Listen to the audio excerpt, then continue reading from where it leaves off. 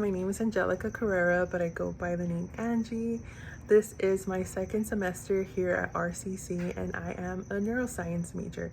I am a medical assistant in cardiology, and that's actually how I got interested in neuroscience, because there's a neuroscience building right in front of us, and I started to look into what neuroscience was because I was curious. For public speaking, my experiences have been in church, at work, and in volunteering.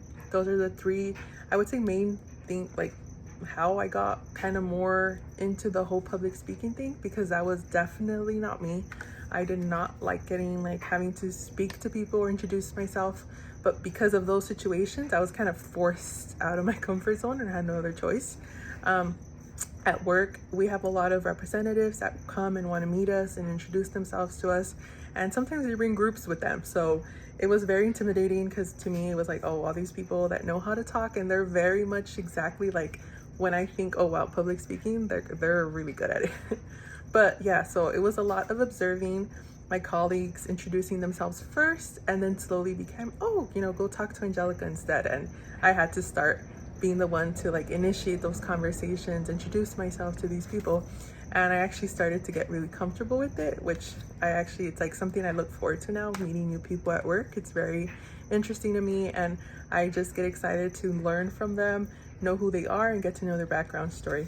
So it's actually something that to me was something that was not like that in the past. How I've done with these experiences, with these public speaking situations, I definitely would say, like, in the beginning, I've not been the greatest. I would say with more practice, I've gotten better, definitely more comfortable with time, definitely. And in those church settings, I would say like the largest group I maybe spoke to was like a group of 30 people, and or like maybe like 20, like 20 somethings. But I would say I definitely got very nervous like right before, but once I get into the conversation, I think it just feels a lot more natural and better. And usually once I get to see like the reactions of people in the audience, or see who's in the audience, I'm like, oh, this is like no big deal, you know? Three things I would like to do to improve my public speaking. It's definitely getting more practice and looking for those opportunities to place myself like in that atmosphere. Two, it's definitely practicing with my fidgeting. I know I'm not too sure if that has to do with, I think that does, but I usually catch myself when I'm in those like moments where I'm introducing myself, or I'm in those like little in conversations, I catch myself like fidgeting a lot, or like touching my arms a lot. I do that very often. So it's definitely something I want to like improve. Like, don't fidget, be calm, because I think that's my body's way of like soothing myself. And I'm also like, I tend to be an excited person, so I tend to move a lot.